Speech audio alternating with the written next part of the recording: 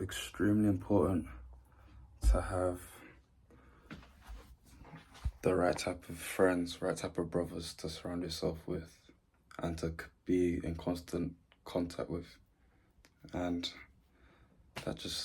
that point proved itself today, this morning. When I went to sleep, I think I slept kind of late, like 1:30 p.m. No, not p.m., sorry, a.m. I slept at 1:30 a.m. and what was I up doing? I think I meditated, I journaled, I was speaking to my mom. I was also messaging like a girl as well. And the end result of, having my energy in a energy of lust, maybe because I was talking to this girl online. I went to sleep in the wrong kind of state. I like to sleep feeling the spirit of God around me at least, or at least having that peace, because after I meditate, I just literally go to sleep. So I have that peace, that content feeling that today I've done everything everything that's happened, I'm grateful for it type thing, or I'm just looking forward to the next day to just, get on with it. But I didn't even make a mental plan of what I wanted to do today. I just went to sleep, literally. I woke up and I felt like crap. And I woke up feeling like crap. Like for 30, 40 minutes, I was in my bed just rolling around, trying to get out of my bed. Like even my nerves were they took a toll on my nerves. Just changing the way I was, the state I slept in. Changed, my nerves that were weak. I couldn't move. I felt weak. I just felt weak. And then I even forgot I had a meeting. I had a seminar. Yeah, I had a seminar to connect to as well that morning.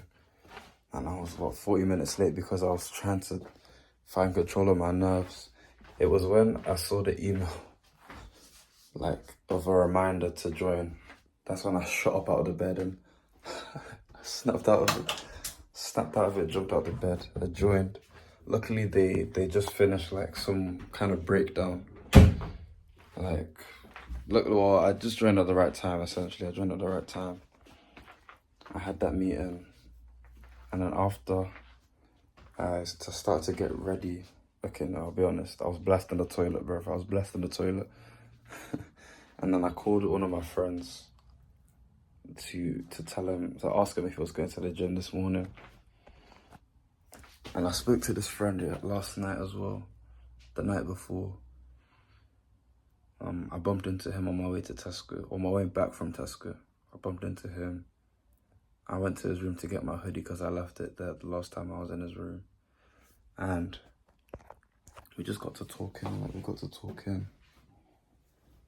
about some godly stuff. Me, him and his friend on the phone. All just theorizing, all this stuff, just some good stuff and that. So this is the guy I call. And he can't make it to the gym because he's been vomiting till 8 a.m. in the morning. God bless his soul, man. Because he doesn't know how to cook properly, so he's just microwaving ready-made meals, and it's taking a toll on his body, clearly. So I'm going to teach him how to cook.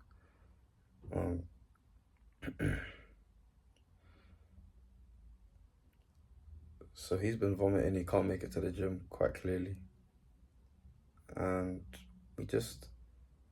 we carried on talking, and, the amount of, this always happens when I call him, we just end up talking for an hour or 2 hours.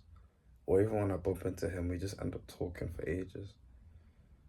And it lifted my spirits, it made me feel, helped me to remember, because we were reminiscing back in the old days, and we had that little disagreement because I'd say I'd just say that's just how it was going to happen, and that clash of perspective. We had that clash of perspective spiritually anyway, and we went our separate ways. And then I made a video about this. Long story short, we both humbled ourselves and we heard each other out, and we actually discussed these things that we clashed on and had a more mature debate about it, and had a more open mind. And you know, the point is, we matured since then, and we actually came to a conclusion. Finally, what do you call it? We finally wrapped up that whole thing, because to have something like that still unresolved, it wouldn't have been, we wouldn't be able to talk. Like, it would, me personally anyway, if there's something unresolved and I know about it, it'll be hard for me to continue to talk to that person. I can't be fake, you know what I'm saying? So we just reminisce back on those days, and it just made us realize how far we've come and how we still have work to do, you know what I mean? Just lifted my spirits, and like, then I made a mental plan of what I wanted to do. I felt more motivated, inspired. And because when I woke up as well, I tried praying, but I felt no. Obviously, the Spirit of God is always with you, but I just didn't feel it. And I even read my Bible, okay, not my Bible, I read my devotion like twice, prayed and everything. Like, I didn't feel anything, but thank God that I spoke to my friend and, you know, my brother in Christ, and he motivated me to basically get off my bum. Stop blasting the toilet. Stop destroying the toilet. Just get up and do what you need to do. And stay in that positive vibration. Yeah.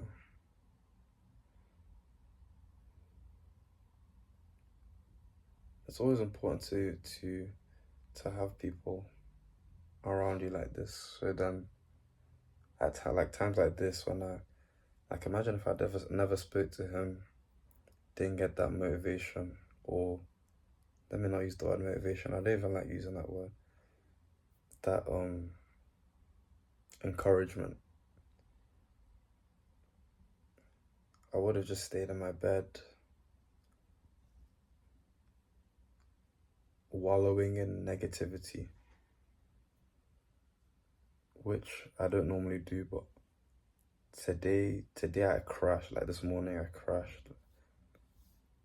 Like, it was bad. Usually if I do crash, I'm able to encourage myself, but this time it was bad, like, because the state I slept in was in a state of craving. It wasn't in a state of contentment. So I'm glad, I'm grateful for having, for reconnecting with this friend anyway, that, you know, I can call him, and when I need encouragement, he's there to encourage me, and I'm there to encourage him too, you know. That's why it's important, because I've been making videos about this a lot lately, about who you surround yourself with and how it affects your consciousness, your life in general, the trajectory of your life. I think that's the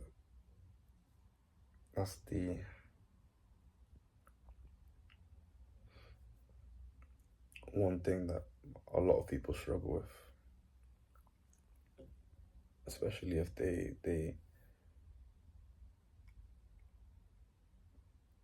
are a chronic people pleaser. Yeah, some people that already have that small friend group of 3 people or 2 people, they don't really. I think that you can still be affected by that in the sense that those 2 people could be the wrong people, like the wrong best friends. Let me say, because they're not they're just as bad as you,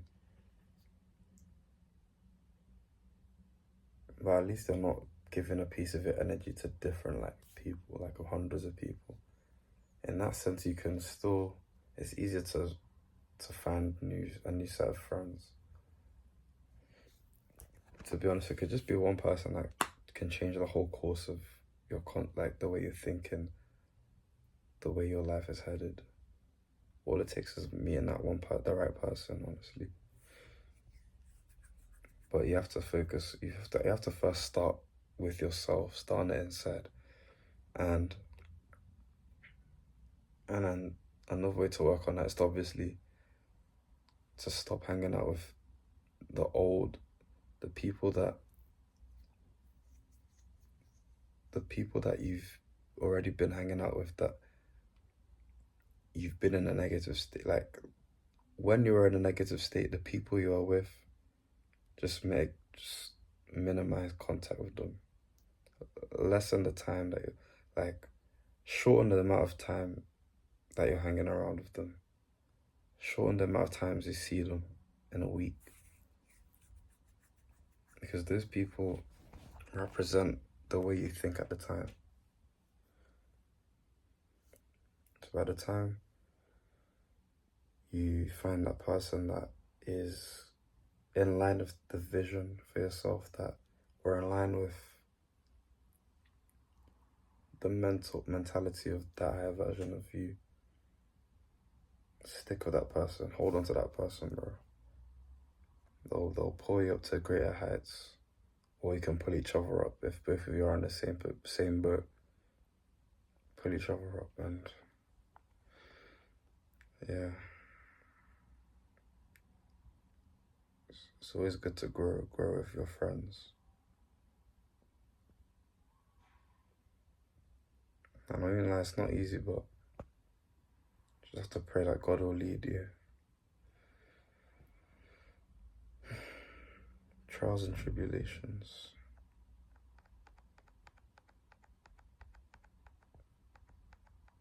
Stay blessed, guys. That's all I had to say this morning.